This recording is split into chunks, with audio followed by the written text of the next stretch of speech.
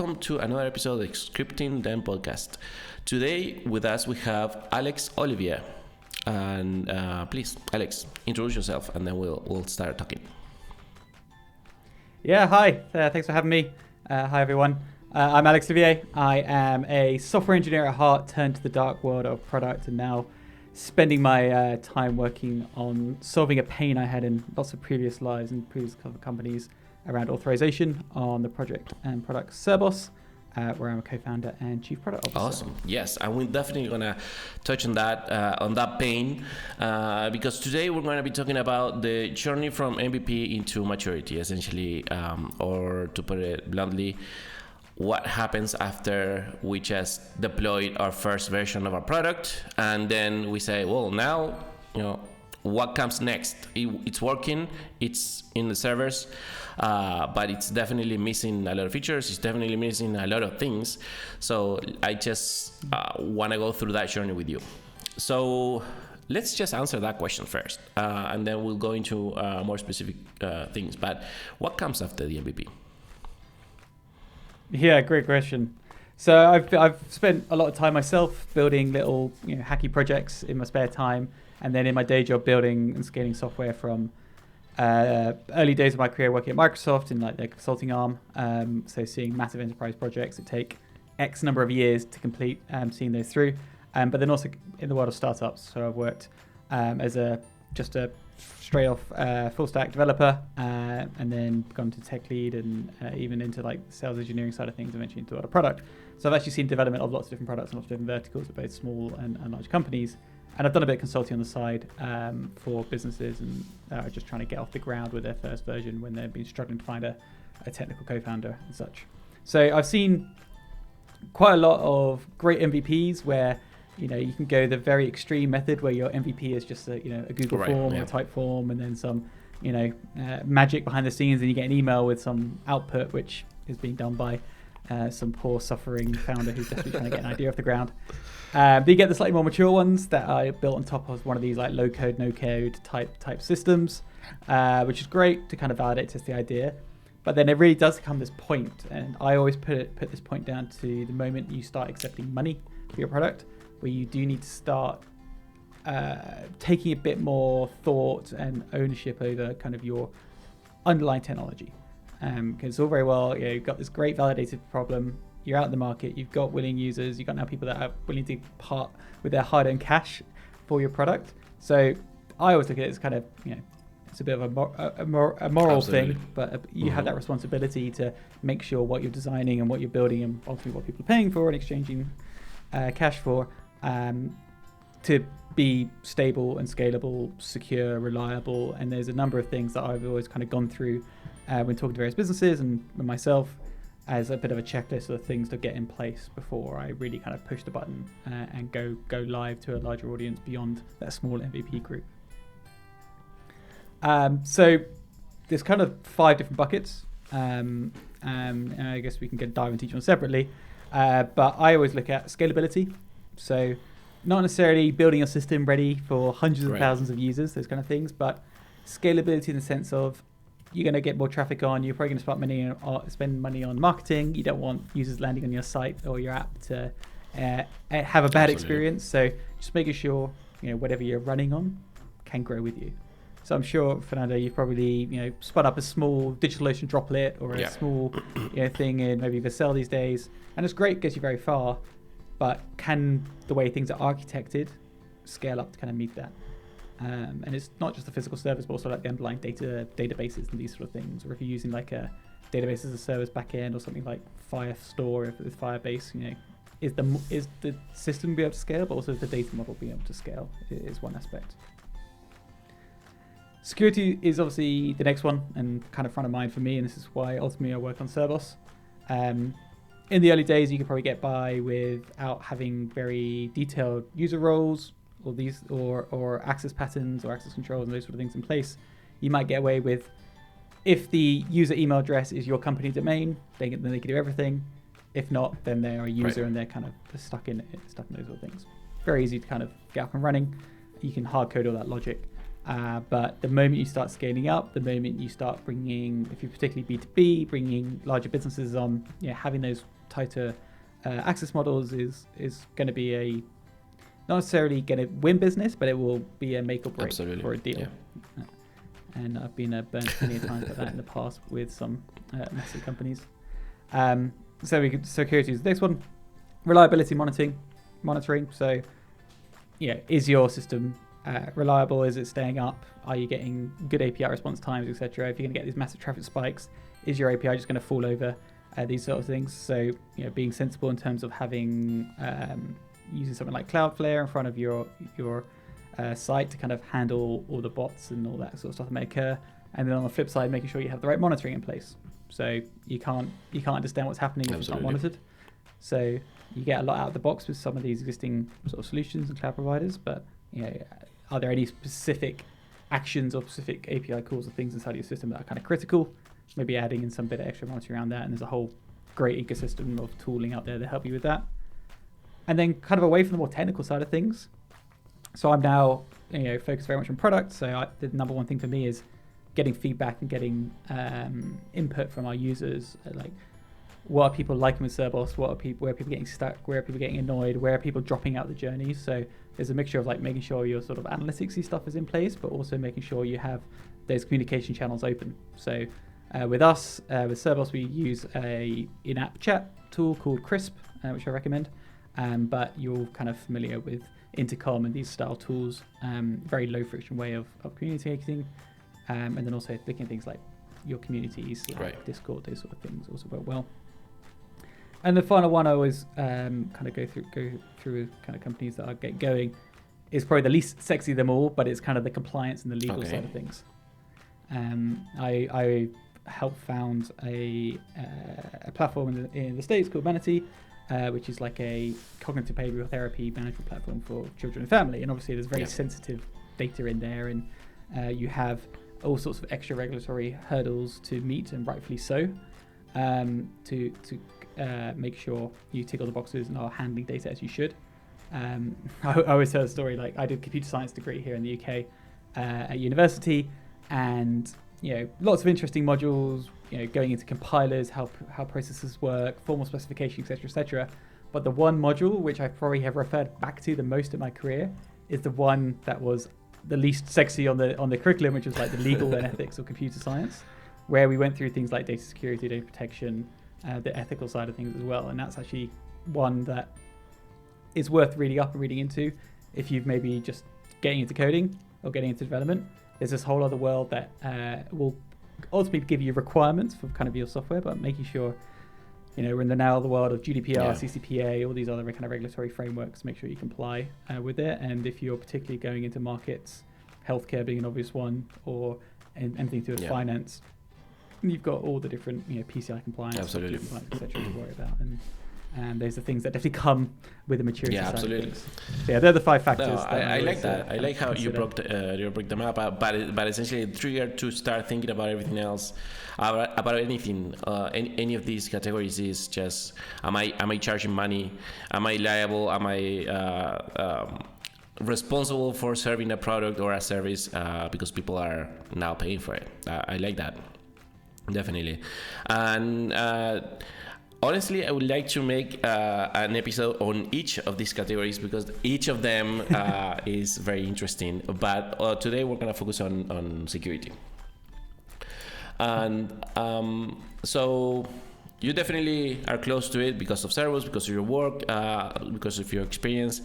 Now, tell us a little bit of how relevant is the role of security in an early stage product, in a just post MVP stage, and what exactly do you understand by security? Because I think that the term security is a little bit broad, and we can probably start thinking about many areas where security can be applied, or maybe should or should not be applied at this early stage. So where would you suggest people focus on and pay attention to at this stage once they have their product working and they're ready, like you said, to start getting paid for it and getting more users?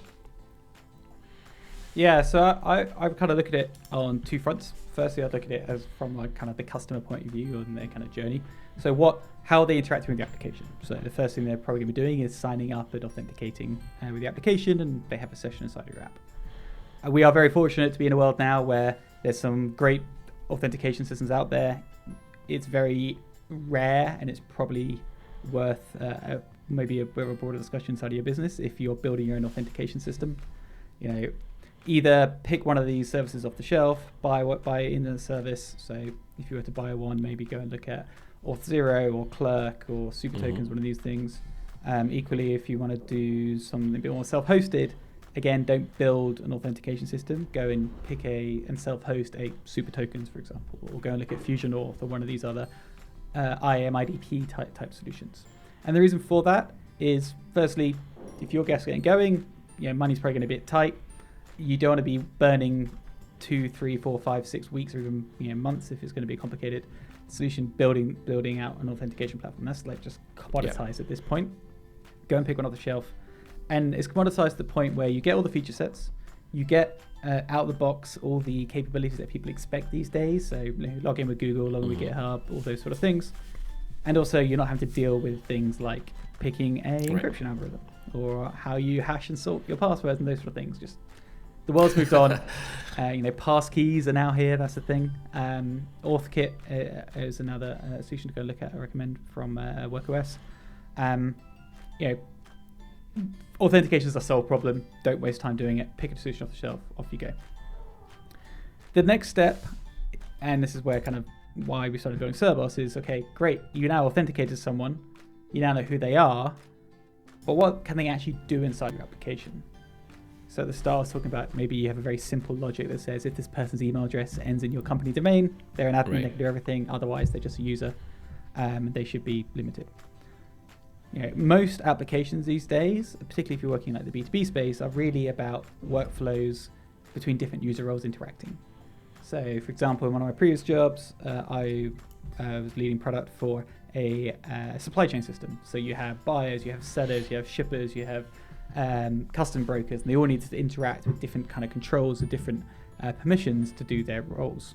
And if you go and look at any sort of if you go and look at, just pick it on, like say GitHub, you have a team, you're on GitHub, you're an organization. Being a part of the organization gives you access to your repos. Your repos are configured so only certain users maybe have the rights to bypass the checks, all that sort of fun stuff. So these are kind of the more fine-grained permissions that you kind of inevitably come to. So you might have heard of RBAC, or role-based access control. So that's where you are assigning user a role, and that role allows them to do certain things inside of your system. It's pretty easy to implement these days. One of your authentication providers most likely has a mechanism of attaching roles or scopes to the token maybe that they issue. So you can check, okay, this user's authenticated, their token's valid, they have the role of manager, and then in your code you have a load of if statements. If user is manager, do the action. If not, return some sort of thing. And that's kind of a good place to start, gets you to that next level of granularity. What you generally also then need, and maybe doing without realizing, is attribute-based access control, where maybe only the owner of a resource can do that particular action. So imagine if you're like filing an expense in like an expenses claiming system. I can create the expense, I can delete the expense because I created it, but I can't approve it because I'm not the manager. So you end up having to hard code this logic, which is like, okay, if the user is a manager and they are not the owner, then they should be able to do the approve, that kind of logic. And that is stuff you kind of hard code. Now, that complexity might not be necessary for your first version after an MVP, but that complexity I guarantee will come. So I've grown and scaled businesses and software from very small systems to the point where we were winning multi-million-dollar contracts with some of the largest companies in the world. Like one example, like a big Middle Eastern airline, the largest office supply retailer in the US with two of my clients in one of my previous roles. And they come with a whole new suite of requirements around authorization and access controls. And in that case, we had to go back and re-architect how we do permissions multiple times. Every time we did it took about 3 months. It sucked. And this is something that you can get right early and it will grow with you. And so, shameless plug, Cerbos is a solution for exactly that. But from a mindset point of view, it's like, what are the things that are likely to be requirements in a year's time, 2 years' time, 3 years' time, and that can help you influence and design and architect your system today. And then maybe small things, you may have to do a little bit extra work today, but their payoff will be massive down the line. And that's not just around the security side of things, but like getting your monitoring right. You do the work to implement your metrics and your APIs and set up tracing early on. That will pay off down the line where you've got hundreds of microservices all talk to each other, etc., etc. So it's really about looking and thinking, where's this going to go? What is the incremental effort to get it right now? And some things you might say, no, actually doesn't make sense. We'll park it. We'll do it in a year's time. Absolutely fair enough. But particularly if you're going like B2B enterprise, there will be requirements for authorization. There'll be requirements around single sign-on. There'll be requirements around audit logs. There'll be requirements around directory syncing, all this sort of fun stuff, which, if you know that's going to be your customer, that's going to be the market you're going after, it's worth putting the effort in now, so it'll be there to grow with you as time goes on. Yeah, absolutely. I think that if you're going, if you're targeting enterprise customers right off the bat, then I think that this is probably something that you might want to start thinking from day one. But if that's not your case, and if you're eventually thinking about B2B, not enterprise level, but then definitely I see that progression that you mentioned of going, well, at first I may not need it, the MVP is just hard-coded, but then I gotta start seriously thinking about this because those are the clients that are gonna be bringing all the money. I should probably be ready for that. So yeah, absolutely. Yeah, I can see that. And part of that just comes with sort of obviously knowing your market, also from experience, and I've made every mistake that you can through this in previous roles, and you do just kind of pick it up as you kind of muddle through those mistakes and have to spend the sleepless nights trying to fix things or re-architect things to get things right. But yeah, it's there's small things you can do now, which may only be a little bit of incremental effort today, but the payoff is massive down the line. And security is just one of those that I always kind of highlight to businesses I'm working with. And when you say that there are little things that it might require a little bit more work, but would you say that integrating a third-party solution like Cerbos is right now, right off when you finish your MVP, would that be more work than actually hard coding your whole authorization logic? I mean, it's a bit of a string tight question. Again, it kind of goes back to the kind of complexity of your application, particularly if you're looking at an application that has a different user roles interacting to achieve some goal or achieve some outcome. That business logic is going to be complicated. It may not be today. You might have a single service in one language. There's only a few API endpoints, and your authorization check is pretty simple. Has the user got a role or not? Yeah, check an if statement and fine. But if you're going in and you're starting to determine access based on attributes or determine access based on other kind of context about the user of the resource, that logic is now going to be in code. It's now going to be only kind of accessible and grokkable by the engineer that wrote it.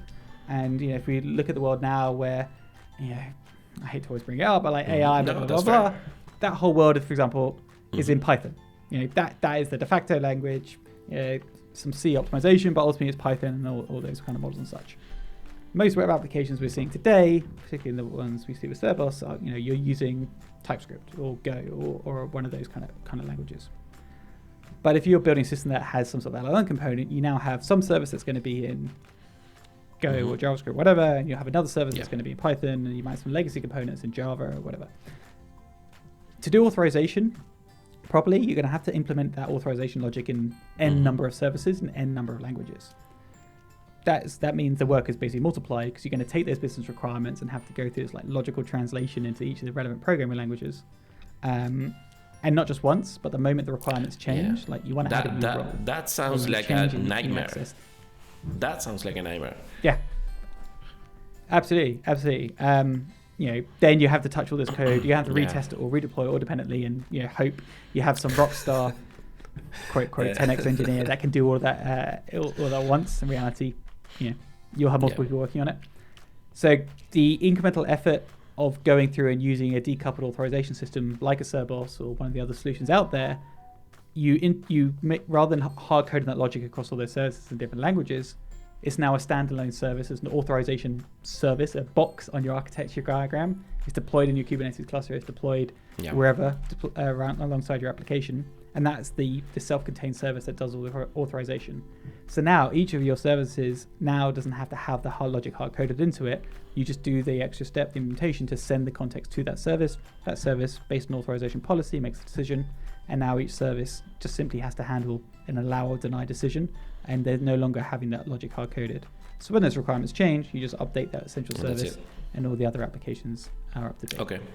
And that's kind of one of those examples of, it's a little bit of extra effort on the day one or day two, or however we're going to call it, to implement the API calls and the context, etc., and deploy a service. But a year down the line, when you're changing requirements, you add new features, you've got some massive enterprise deal that's asking for like 5 custom roles, you could just do it in one place without having to touch the rest of your application. Yeah, I can see that. Now, I'm going to ask you a question that you might not like, but is there a downside to this approach? Yeah, absolutely. So, everything's always a trade-off. It's always going to be a balance. So if you were to take authorization versus authentication in this case. So authentication, relying on some third-party services, or third-party, be it another component in your stack that you self-host or an actual third-party service, that is something which is okay to take from a performance and latency point of view a bit longer, because someone lands, you redirect them to authenticate, they return back, and you get a token that's valid for, say, 10 minutes or 30 minutes or an hour or whatever you set your session time as. So in your application code, when you're processing requests, you're not having to hit this external service every time to check the token. You can validate the token offline if you have the key set. You don't have to hit some external service, etc. And that's fine. And after an hour, the session time's out. You have to redirect the user again. They come back. All good. Something like authorization is a bit different, because authorization is in the blocking path of every single request. Every API that comes in, you can verify the token synchronously, but the authorization check you need to do on every single call. And what you don't want is have some external service that you're having to hit over the internet that's going to add 20 milliseconds, let's say, to every API call, when your application returns at 1 millisecond even, but you're now going to have to be 21 milliseconds because authorization is 20 milliseconds. So again, it comes to kind of looking at your architecture, your appetite of risk, your willingness to self-host and manage components.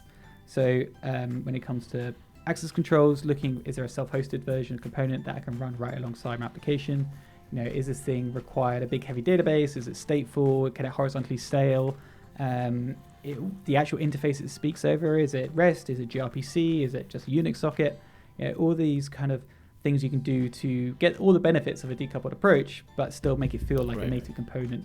And in some cases, using some of the newer technologies like WebAssembly, etc., which is something we enable in Cerbos Hub, you can actually embed a dynamic component inside of your code base, but it's actually a dynamic evolving policy library that's generated for you. So it goes back to kind of look a bit more holistically to your application architecture. What can you distribute to the edge? What can you run as sidecars? What just needs to be a concrete service inside of your stack? And kind of managing those trade-offs. So regardless, there's a lot obviously with Cerbos, because it is another service you run in your stack. It's all self-hosted. From a performance perspective, it's fairly stateless. So all decisions are being run in memory. It's not having to fetch disk or query database, so that there's no disk time or anything like that. Wait for the interface you speak it over is gRPC, so there's not the overhead of REST and HTTP, etc. And it's because it is stateless, it can be horizontally scaled. So we always recommend just run one Cerbos right alongside your application. So looking at what solutions you're going for authorization, authentication, logging, etc., and trying to find one that fits your architectural pattern in terms of performance and latency, and then just kind of come up with what your SLO, your service level objective is for your system, and make sure it fits that profile. That's fair.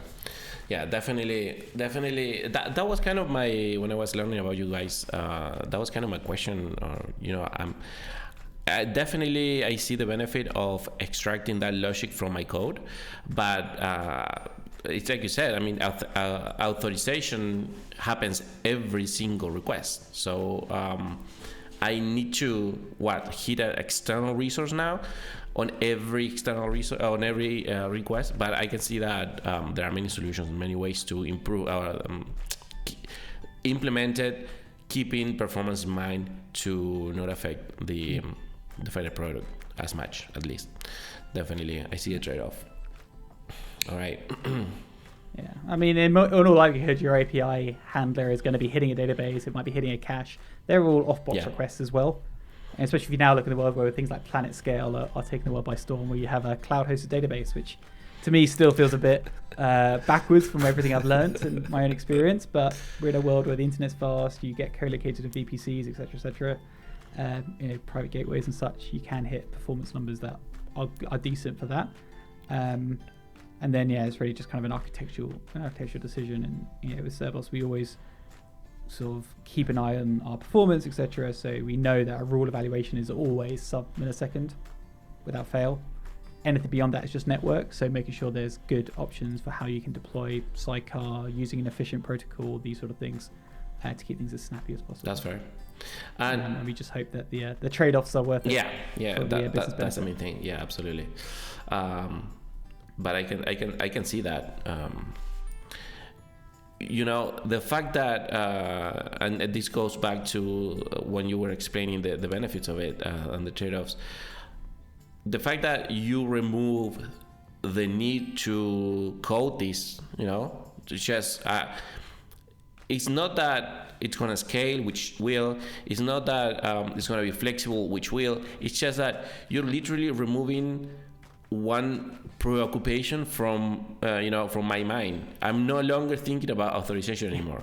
I don't know how hard or easy it is to implement Cerbos into a project, but once I'm done, then I'm not longer thinking about it.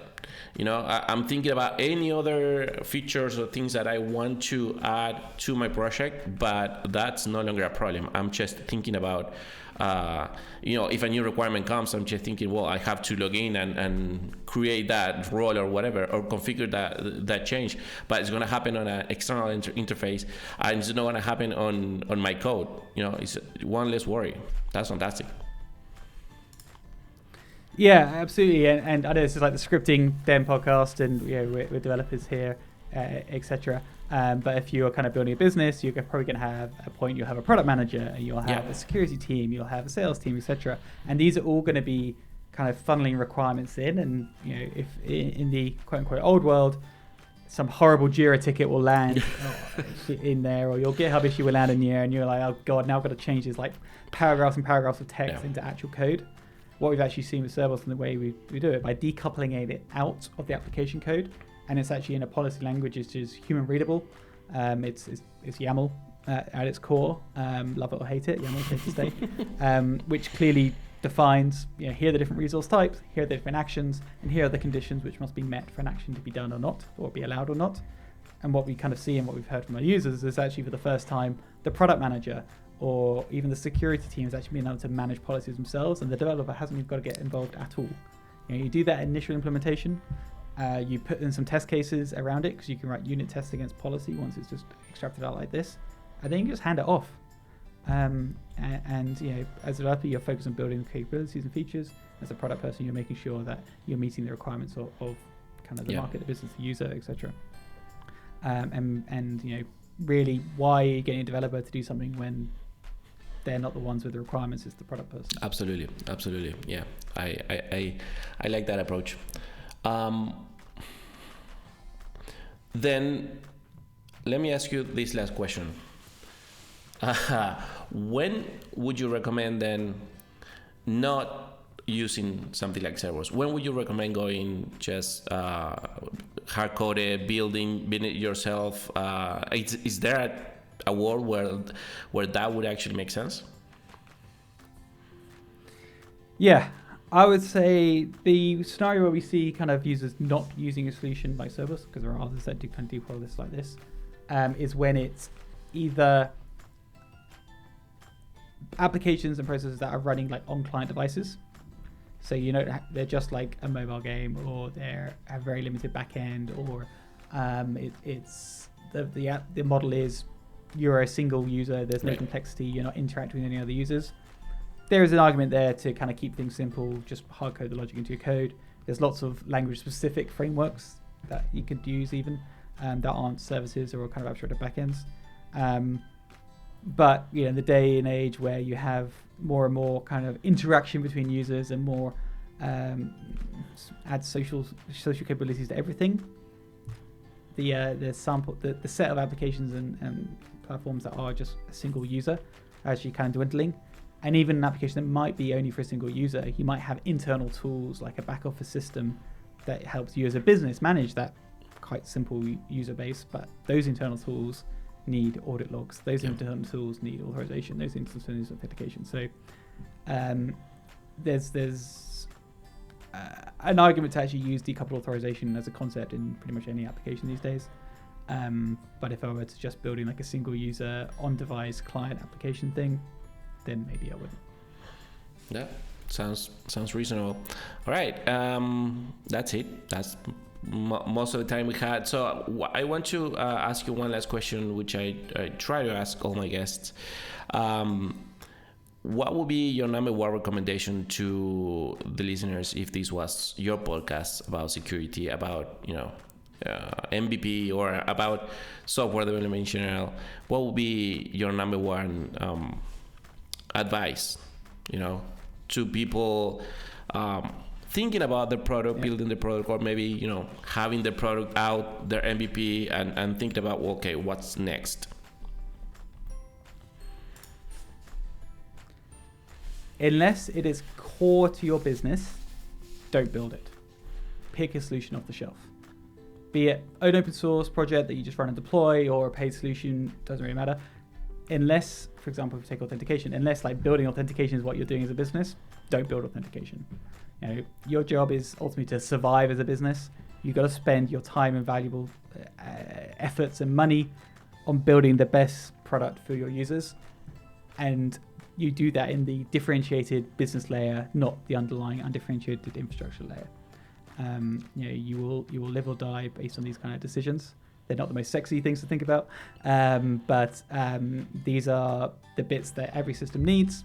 Everyone's done it before. Don't reinvent the wheel, and focus on building what is actually core to your business. Oh, I love that advice. It might not be sexy, but I think it's definitely a great way to remove that problem off your mind and or at least make the decision.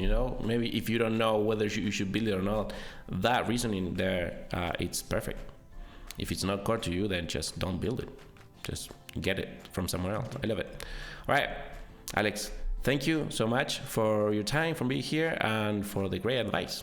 I'll make sure to add many of the links as you mentioned on the show notes, but please tell our audience where they can find you, where they can find Cerbos, and where they can reach out to you. Yeah, excellent. Yeah, you can find me on Twitter or X at Alex Olivier, and you can find Cerbos at cerbos.dev or github.com/Cerbos. Awesome. All right, that's it, folks. Thank you for listening, and thank you, Alex, again. Catch you on the next one. Thanks for having me. And that was it for this episode of the Scripting Them podcast. Thank you so much for listening. Remember that you can find me online on Twitter at TheBigMan123, and you can also find the podcast YouTube channel just searching for the Scripting Them on YouTube. Thank you again, and catch you on the next one.